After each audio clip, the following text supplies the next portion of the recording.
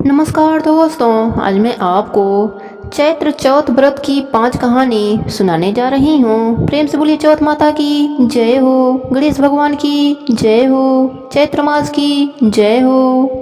पार्वती जी ने पूछा कि हे गणेश जी, चैत्र कृष्ण चतुर्थी को गणेश की पूजा कैसे करनी चाहिए? इस दिन भोजन क्या करना चाहिए? चैत्र मास के गणपति देवता का क्या नाम है? उनके पूजन आदि का क्या विधान है? सो आप मुझसे कहिए। गणेश जी ने कहा कि हे महादेवी, चैत्र कृष्ण चतुर्थी के दिन विकट नामक गणेश जी की पूजा करनी चाहिए। दिन भर व्रत रहकर रात्रि में खडोपचार से पूजन करना चाहिए। ब्राह्मण भोजन के बाद स्वयं व्रती को इस दिन पंचगव गौ का गोबर, मूत्र, दूध, दही, घी पी कर के रहना चाहिए। यह व्रत संकट नाशक है। इस दिन शुद्ध घी के साथ बिजौरे नींबू का हवन करने से बांझ स्त्रियां भी पुत्रवती होती हैं। हे शैलपुत्री, इसका इतिहास बहुत विचित्र है। मैं उसे कह रहा हूँ। इसके स्मरण मात्र से ही मनुष्य को सिद्धि मिलती है। प्राचीन काल में सतयुग में मकरध्वज नामक एक राजा हुए। वे प्रजा पालक के प्रेमी थे। उनके राज्य में कोई निर्धन न था। चारों वर्ण ब्राह्मण, क्षत्रिय, वैश्य, शूद्र अपने अपने धर्मों का पालन करते थे। प्रजा को चोर, डाकू आदि का भय न था। प्रजा स्वस्थ रहती थी। सभी लोग उदार, सुंदर, बुद्धिमान, दानी और धार्मिक थे। इतना सुंदर राज्य शासन होते हुए भी राजा को पुत्र की प्राप्ति न हुई। तत्पश्चात महर्षि की कृपा से उन्हें कालांतर में एक पुत्र की प्राप्ति हुई। राजा राज्य का भार अपने मंत्री धर्मपाल को सौंपकर विविध प्रकार के खेल खिलौने से अपने राजकुमार का पालन पोषण करने लगे। राज्य शासन हाथ में आ जाने के कारण मंत्री धर्मपाल धन्य धान्य द्वारा समृद्धि हो गए। मंत्री महोदय को एक से एक बढ़कर 5 पुत्र हुए। मंत्री के पुत्रों का धूमधाम के साथ विवाह हुआ और वे सब धन का उपयोग करने लगे। मंत्री के सबसे छोटे लड़के की बहू अत्यंत धर्मपरायणा थी। चैत्र कृष्ण चतुर्थी आने पर उसने भक्ति पूर्वक गणेश जी का पूजा करी।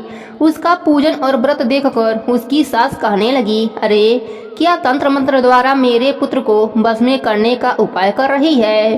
बार बार सास द्वारा निषेध किए जाने पर भी जब बहू ने न माना तो सास ने कहा, अरे दुष्ट, तू मेरी बात को क्यों नहीं मान रही है? मैं पीट कर तुझे ठीक कर दूंगी। मुझे यह सब तांत्रिक अभिचार पसंद नहीं है। इसके उत्तर में बहू ने कहा, हे सासू माँ, मैं संकट नाशक गणेश जी का व्रत कर रही हूँ। यह व्रत अत्यंत फलदायक होता है। अपनी पतोहू की बात सुनकर उसने अपने पुत्र से कहा कि हे पुत्र, तुम्हारी बहू जादू टोने पर उतारू हो गई है। मेरे कई बार मना करने पर भी वह दुष्ट बस में नहीं आ रही है। इस दुष्ट को मार पीट कर ठीक कर दो। मैं गणेश को नहीं जानती, यह कौन है और इनका व्रत कैसा होता है? हम लोग तो राजकुल के मनुष्य हैं, फिर हम लोगों की किस विपत्ति को यह नष्ट करेंगे? माता की प्रेरणा से उसने बहू को मारा पीटा। इतनी पीड़ा सहकर भी उसने व्रत किया। पूजा करने के बाद वह गणेश भगवान का स्मरण करती हुई उनसे प्रार्थना करने लगी कि हे गणेश जी, हे हेरम, आप हमारे सास ससुर को किसी प्रकार का कष्ट दीजिए। हे गणेश, जिससे उनके मन में आपके प्रति भक्ति भाव जागृत हो। विश्वात्मा गणेश जी ने सबके देखते ही देखते राजकुमार का अपहरण करके मंत्री धर्मपाल के महल में उसे छिपा कर रख दिया। बाद में उसके वस्त्र आभूषण आदि उतारकर राजमहल में फेंक दिया और स्वयं अंतर ध्यान हो गए। इधर राजा ने अपने पुत्र को शीघ्रता से पुकारा, परंतु कोई उत्तर न मिला। फिर उन्होंने मंत्री के महल में जाकर पूछा कि मेरा राजकुमार कहाँ चला गया? महल में उसके सभी वस्त्र आभूषण तो हैं, लेकिन राजकुमार कहाँ चला गया है? किसने ऐसा निंदनीय कार्य किया है? हाय, मेरा राजकुमार कहाँ गया? राजा की बात सुनकर मंत्री ने उत्तर दिया, हे राजन, आपका चंचल पुत्र कहाँ चला गया? इसका पता मुझे नहीं है। मैं अभी गांव, नगर, बाग बगीचे आदि सभी स्थानों में खोज करता हूँ। इसके बाद राजा अपने सभी नौकरों, सेवकों आदि से कहने लगे, हे अंगरक्षकों, मंत्रियों, मेरे पुत्र का पता शीघ्र ही लगाओ। राजा का आदेश पाकर दूत लोग सभी स्थानों में खोज करने लगे। जब कहीं भी पता न लगा तो आकर राजा से डरते डरते निवेदन किया कि महाराज, अपहरणकारियों का कहीं सुराग न मिला। राजकुमार को आते जाते किसी ने न देखा है। उनकी बातों को सुनकर राजा ने मंत्री को बुलवाया। मंत्री से राजा ने पूछा कि मेरा राजकुमार कहाँ है? हे धर्मपाल, मुझसे साफ साफ बता दे कि राजकुमार कहाँ है। उसके वस्त्र आभूषण तो दिखाई पड़ रहे हैं, केवल वही नहीं है। अरे नीच, मैं तुम्हारा वध कर डालूंगा, तेरे कुल को नष्ट कर दूंगा, इसमें जरा भी संदेह नहीं है। राजा द्वारा डांट पड़ने पर मंत्री चकित हो गया। मंत्री ने सिर झुकाकर कहा कि हे भूपाल, मैं पता लगाता हूँ।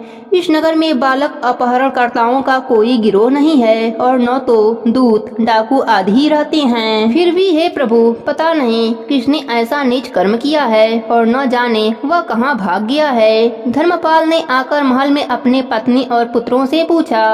अपनी सभी बहुओं को बुलाकर भी मंत्री ने पूछा कि यह अधर्म किसने किया है। यदि राजकुमार का पता न लगा तो राजा मुझ अभागे के वंश का विनाश कर देंगे। ससुर की बात सुनकर छोटी बहू ने कहा कि हे दादाजी, आप इतने चिंतित क्यों लग रहे हैं? आप पर गणेश जी का कोप हुआ है, इसलिए आप गणेश जी की आराधना कीजिए। राजा से लेकर नगर के समस्त स्त्री पुरुष बालक वृद्ध संकट नाशक गणेश चतुर्थी व्रत विधि पूर्वक करें तो गणेश जी की कृपा से राजकुमार मिल जाएंगे। मेरा वचन कभी मिथ्या नहीं होता। छोटी बहू की बात सुनकर ससुर ने हाथ जोड़कर कहा कि हे बहू, तुम धन्य हो, तुम मेरा और मेरे कुल का उद्धार कर दोगी। गणेश जी की पूजा कैसे की जाती है?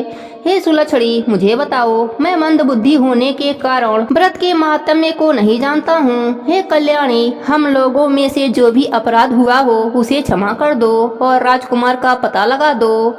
तब सब लोगों ने कष्टनाशक गणेश चतुर्थी का व्रत करना आरंभ किया। राजा सहित समस्त प्रजाजनों ने गणेश जी की प्रशंसा के लिए व्रत किया। इससे गणेश जी प्रसन्न हो गए। सब लोगों के देखते ही देखते उन्होंने राजकुमार को प्रकट कर दिया।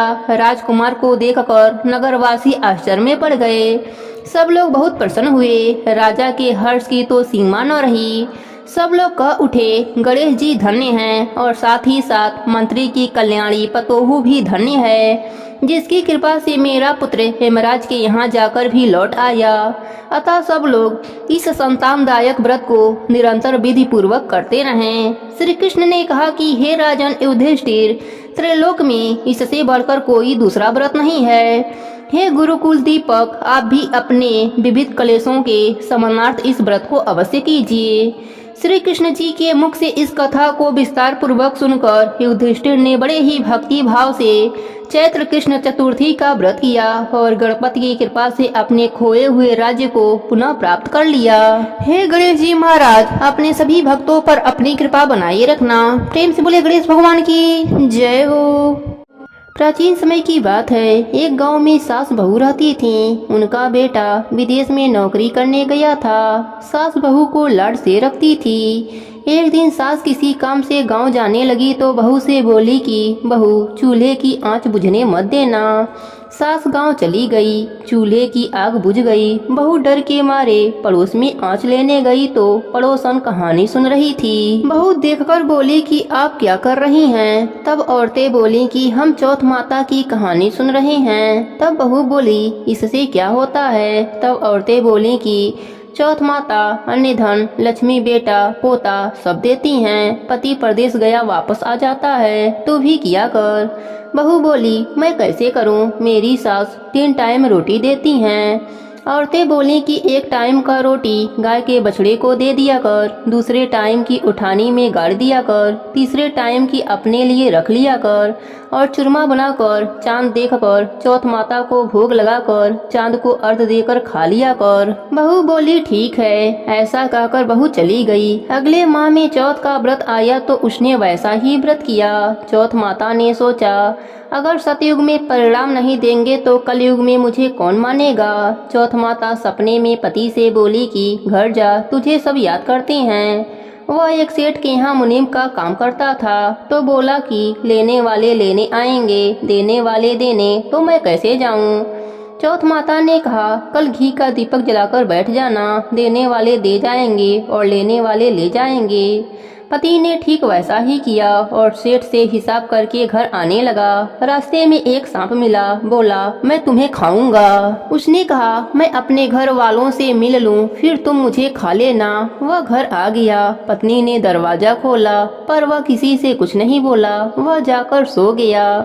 उस दिन चौथ का दिन था। पत्नी ने व्रत किया था। वह जौ देख रही थी। वहीं पटरे पर चौथ, आंखें, चूरमा, दीपक सब रखा था। वह सांप घर में आ गया और उस लड़के के कमरे में चला गया।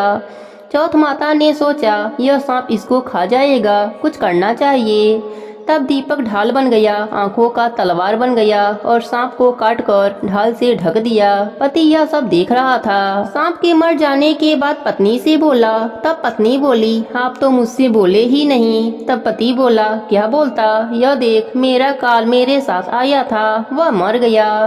फिर दोनों ने आपस में खूब बातें की। सुबह उठा तो माँ से बोला कि माँ, मेरे जाने के बाद कुछ धर्म कर्म करती थी। माँ बोली, नहीं बेटा, तू था तो मंदिर चली जाती थी, पर तेरे जाने के बाद कुछ भी नहीं किया। फिर उसने कहा, बहू से पूछो। माँ बोली, यह क्या करेगी? इसको तो मैं 3 समय खाना देती थी। बहू ने कहा, मैं करती थी। सास बोली, क्या करती थी? बहू बोली, मैं चौथ का व्रत करती थी। सास ने कहा, क्या सबूत है? वह बोली, बछड़े से पूछ लो। बछड़ा ने मुंह खोला तो मुंह में से हीरे मोती झरने लगे। फिर बहू बोली, उठानी में देख लो। उठानी को खोदकर देखा गया तो रोटी की जगह सोने चांदी के ढेर मिले। तीसरे बनिए से पूछ लो। बनिए की बात भी सही निकली। सास बोली, क्या चौथ माता ऐसी हैं? बहू बोली, हाँ, चौथ माता सबका भला करती हैं, सुख सौभाग्य देती हैं, सबकी रक्षा करती हैं। हे चौथ माता, जिस प्रकार आपने बहू पर अपनी कृपा करी, वैसे ही सब भक्तों पर अपनी कृपा बनाए रखना। प्रेम से बोली चौथ माता की जय हो। गणेश भगवान की जय हो। एक सेठ सेठानी थे। उनके एक बेटा और बहू थे। बहू सबको भोजन करा के फिर स्वयं भोजन करती थी। एक पड़ोसन ऐसी भी थी जो रोज बहू से पूछती कि आज क्या बनाया खाया। बहू कहती, ठंडो बासी।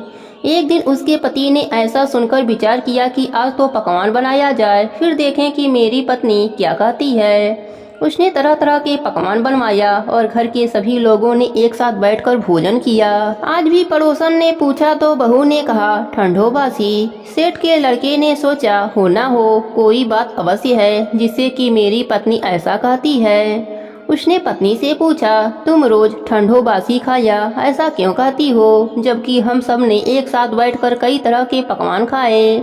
उसकी पत्नी बोली, आपने जो खाया वह बाप बूढ़ों की कमाई है। जिस दिन आप कमाकर लाओगे उस दिन मैं समझूंगी कि ताजा भोजन कर रही हूँ। अब एक दिन लड़के ने माँ से कहा, माँ, मैं बड़े शहर में कमाई करने जा रहा हूँ। माँ बोली, बेटा, अपने पास इतना धन है कि खाया नहीं खुटेगा। माँ के मना करने पर भी बेटे ने स्वयं कमाने का दृढ़ निश्चय कर लिया और जाते समय पत्नी से कहा कि मैं जब तक कमाकर बहुत सा धन लेकर न आऊँ, तुम चूल्हे की आग बुझने मत देना। एक दिन चूल्हे की आग बुझ गई तो वह मन ही मन घबराने लगी, कहीं मेरे पति पर संकट तो न आन पड़ा। पत्नी जल्दी से पड़ोस में से आंच लाकर चूल्हे में रख दूं, ऐसा विचार करके पड़ोस में गई। वहाँ पड़ोसन ने कहा, थोड़ी देर में आकर ले जाना। बहू ने पड़ोसन से पूछा, आप यह व्रत क्यों करती हैं, इससे क्या मिलता है? पड़ोसन ने कहा, चौथ माता के इस व्रत को करने से अन्य लक्ष्मी मिले और सभी मनोकामनाएं पूरी हो जाती हैं। अब बहू भी चौथ माता का व्रत करने लगी। दीवार पर चौथ माता बनाई। उस दिन घी गुड़ का चूरमा बनाकर रात्रि को चंद्रमा को अर्घ देकर भोजन करती थी।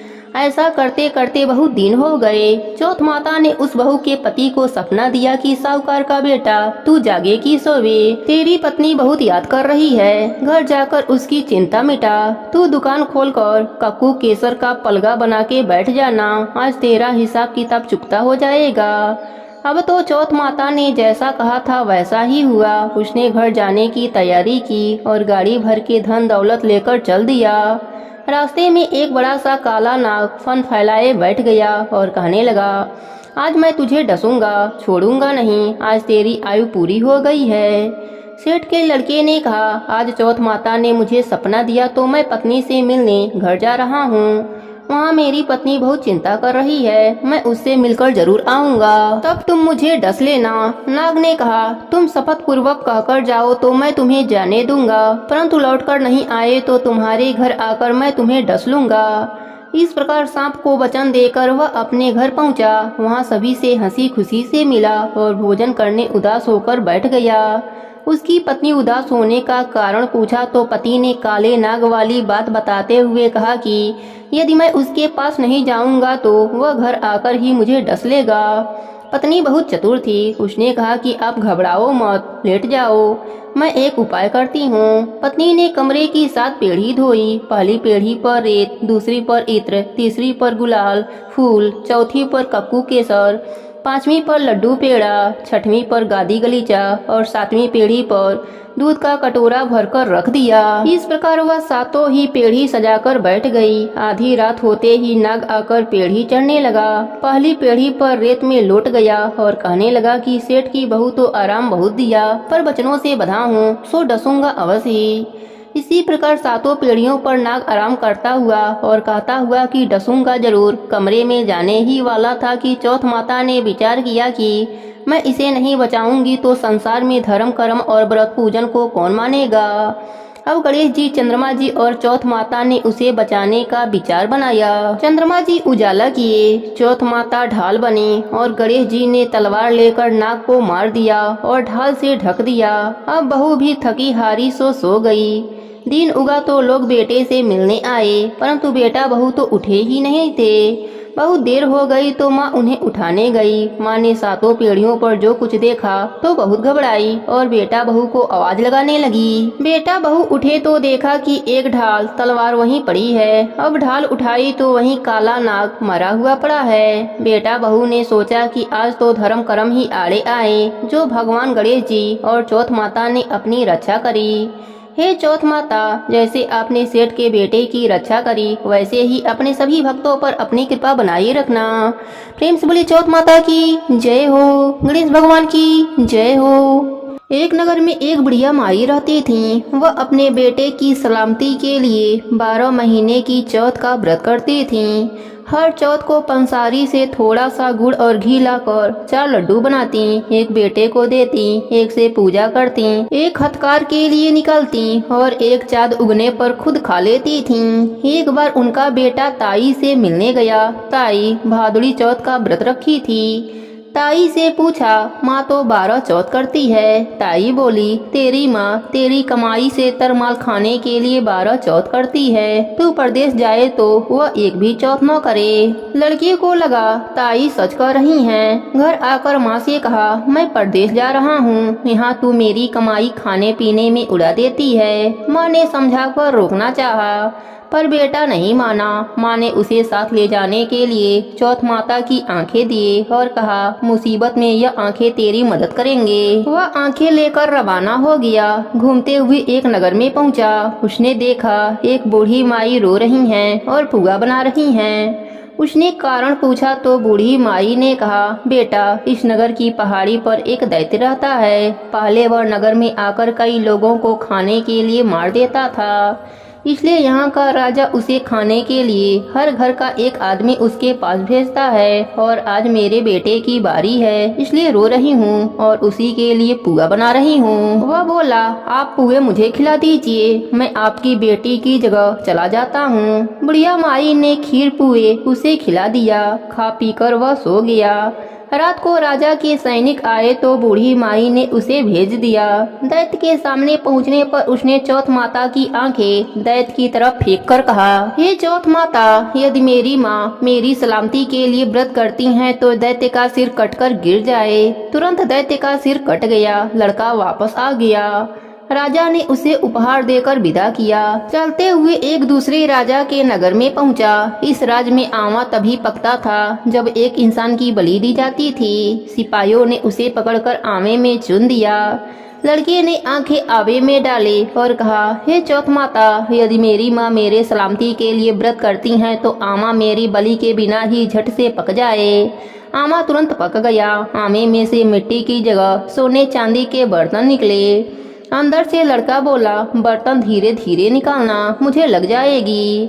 राजा ने उसे निकलवाया और पूछा, इस आमे से तुम बच कैसे गए? लड़के ने बताया कि उसकी माँ चौथ माता का व्रत करती हैं, व्रत के कारण ही वह बच पाया है। राजा को विश्वास नहीं हुआ। उन्होंने एक चांदी की सुराही मंगवाई और कहा कि सुराही की नली से निकलकर दिखाओ, तभी मुझे विश्वास होगा। लड़के ने चौथ माता को याद करके आंखें सुराही में डाले और कहा, मैं भौरा बनूं, सुराही से निकलूं। लड़का भौरा बनकर सुराही से निकल गया। राजा खुश होकर राजकुमारी की शादी उसके साथ करवा दी और सभी लोगों को चौथ माता का व्रत करने को कहा।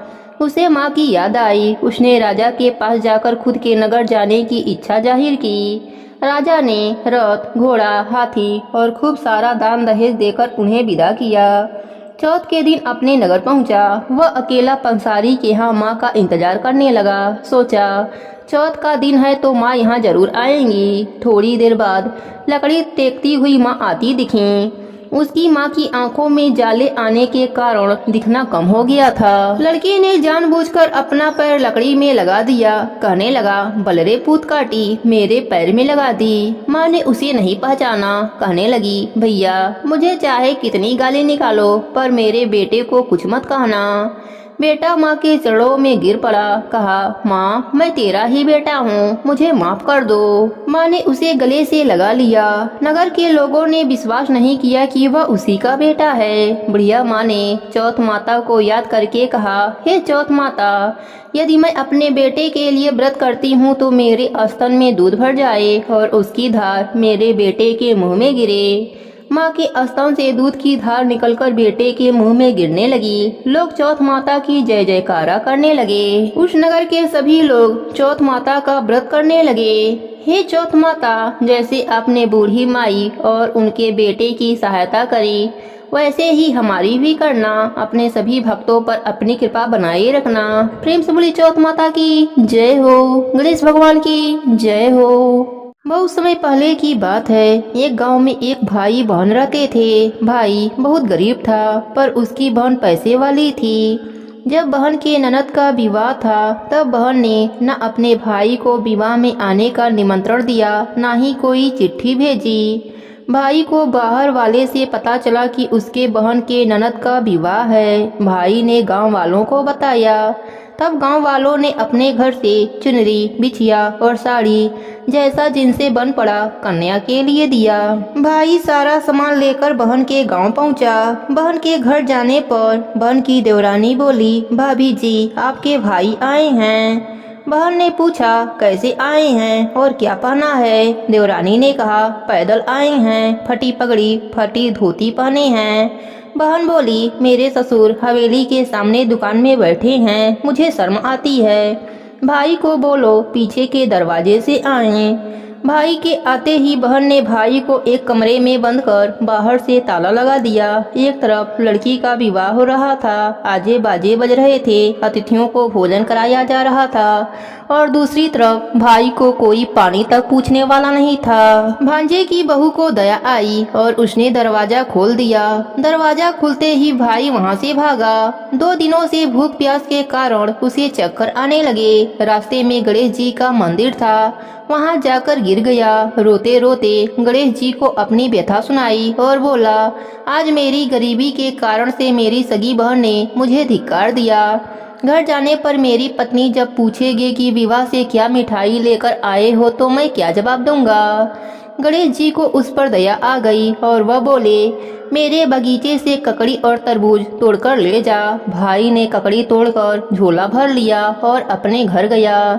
घर जाते ही बच्चों ने पूछा, पिताजी बुआ के यहाँ से हम लोगों के लिए क्या लाए हैं? झोला खोलते ही छोटे तरबूज सोने के गेंद में बदल गए। बाकी तरबूज काटे तो उनमें से हीरे मोती निकले। पत्नी बोली, आप बहन के घर से इतना कुछ क्यों लाए? आपकी बहन ने हम लोगों को बहुत ज्यादा दे दिया है। भाई ने कुछ जवाब नहीं दिया। गणेश भगवान की कृपा से उनके दिन बदल गए। भाई का काम धंधा जोरों से चलने लगा। धीरे धीरे गहने बने, रहने के लिए मकान बन गया। पत्नी बोली, ननद जी को बुलाकर लाओ। भाई नए कपड़े नए जूते पहनकर रथ में बैठकर बहन को लेने गया। देवरानी बोली, भाभी जी आपके भाई आए हैं। बहन ने पूछा, कैसे आए हैं और क्या पहना है? देवरानी बोली, रथ में बैठकर खूब ठाट बाट से आए हैं। बहन बोली, मेरे भाई को बोलो कि हवेली के सामने से आए, मेरे ससुर देवर जेठ देखेंगे।